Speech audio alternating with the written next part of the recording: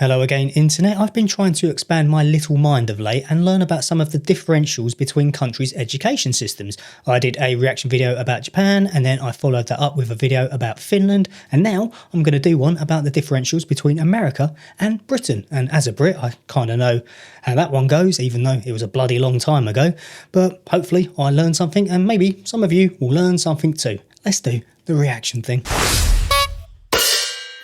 I was really surprised when I moved here from the US to London and saw that things that happened in Hogwarts and the Harry Potter books and movies were actually real things that happened in English schools and weren't just made up for the movies. Some of the things were really surprising. I've worked in quite a few schools in both countries. I am Melvin, and a few years the wizard. ago, I wrote a blog post on the differences between schools in the UK and schools in the US. Now, after even a few more years of experience in London, I have more to add.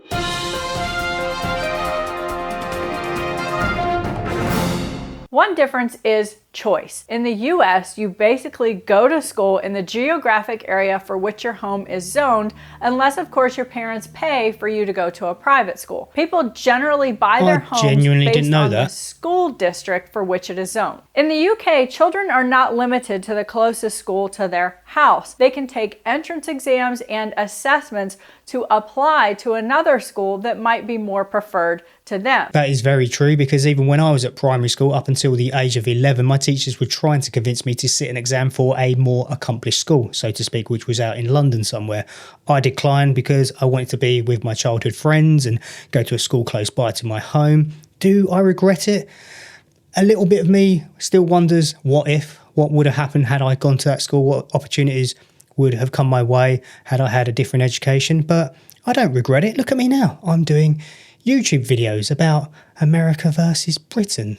That doesn't necessarily mean that they will get in, because some of these schools are what they call oversubscribed. Another difference is the university application process. In the US, students send their references, personal statement, transcripts, and SAT and or ACT scores off to individual universities around November, December. They receive acceptance or non-acceptance letters in the spring, and they decide on their school, and off they go in mid-August. In the UK, university is referred to as uni, and students also send their applications off in autumn. They might receive offer letters back by winter, but it's more likely spring, and those offer letters from universities are contingent on how well they perform in their summer A-level or B.Tech exams. I don't know about you, but I hated exams at school. The stress and the pressure, it was bloody horrible. And even now to this day, I think there has to be better methods in order to determine whether a kid has done enough academically to get into their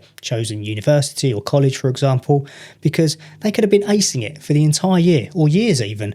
And in that one moment when they're sitting the exam, they just might be having personal issues, an off day, they might have the shits, for example, and it all goes down the pan, literally, in that one moment. And I just don't think it's fair. This leads us to the infamous results day in the UK. On a designated Thursday in August, Year 13 or senior level students will go to their school and receive their exam results in envelopes. It's a fairly new process that they can get them via email the next day, but many do come to the school to receive their results. Usually, kids are really happy on results day, and there's this cliche photo that they take called a jumping photo, where 5 or 6 of them line up and jump in the air with their envelopes because they're so happy. I didn't do that. So the students who received the results that they were supposed to in order to get into their universities start then planning to go to the school. The ones that didn't, I really don't understand the process. It seems like they get launched into this kind of like NFL draft where they're scrambling to figure out what school they're going to go to in mid-August. There is nothing equivalent to results day in the US that I'm aware of. I can't imagine what it's like to take exams in the beginning of the summer and then wait till nearly the end of the summer to find out if I did well and was in fact going to my top choice university. If you're watching this and you've been through that process in the UK, I would love for you to write in the comments what that's like. There's also something in the UK referred to as a gap year, and that's when students take a 1-year break in between their year 13 and their first year at university. Generally, they use that year to gain work experience or to travel. Again, we don't have anything like that in the US. My thoughts are, if we did have that 1-year concept, that many US students probably wouldn't go back to school. You've asked me to comment, so I'm going to say that I disagree.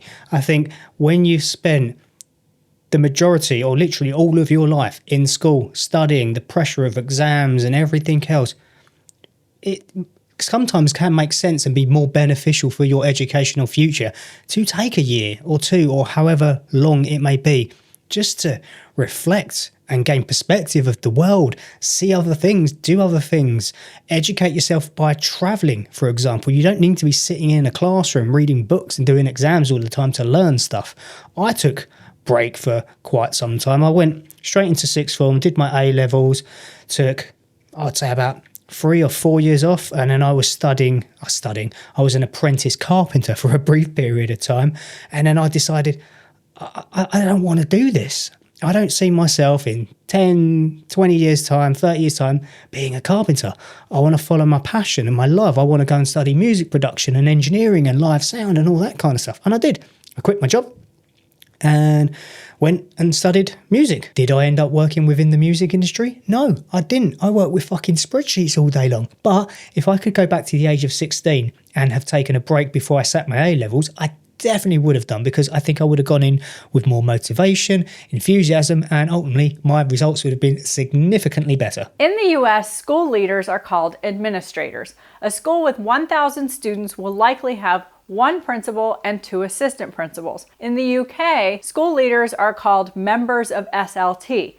In a typical school that has 650 students, you'll probably find the head of the school, 3 deputy heads, a head of sixth form, a deputy head of sixth form, and a head of every year. That's a little heavy. Like to be organized. Another difference between the organization of school leaders is in the US, administrators do not teach, where in the UK, teaching several classes a week is an expected part of a member of SLT's role. Students in the US are assigned a guidance counselor who remains with them throughout their experience at a school. A guidance counselor will help a student with family situations, social adjustments, and of course, academic planning. I haven't run across a role exactly like that in the UK.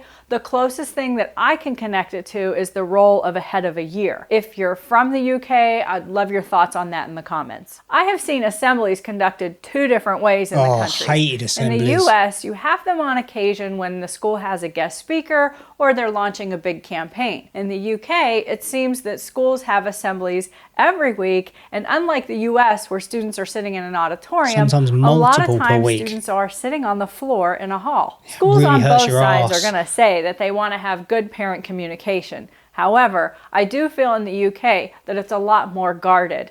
It generally seems that parents are coming to the school on parent night and getting report cards, where in the US there seems to be a more open, fluent system for parent communication. One thing that is really popular in the US that I have yet to see in the UK is the concept of homecoming. For UK viewers, that is 1 week of celebrations in the autumn, which lead up to a football game where the school encourages alumni to come back and visit. And that's one thing that we don't do in the UK, homecoming and prom and all that kind of stuff.